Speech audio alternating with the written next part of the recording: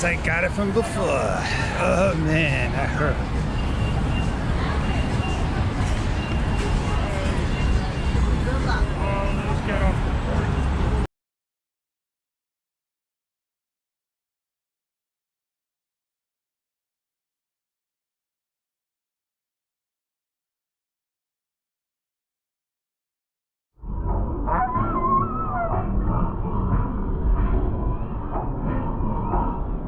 Got some video, had a good day, time to think, and I want to figure out if I want to do this slider project where all I need to do is get a stepper motor, a speed controller, I got the battery, I got to find the gear, the pulley system, or just maybe better off to buy the sliders out there and then still do the track I want.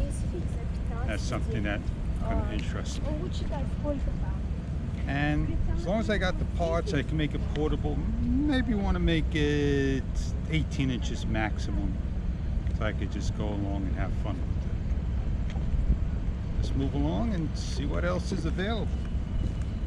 All of a sudden, there was nobody here, and now the crowd's here. And when I want to stop my little vlog, it empties out. Go figure.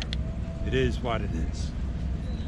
So let's continue on and just say, hey, see you on the next video if I can't make a final of this.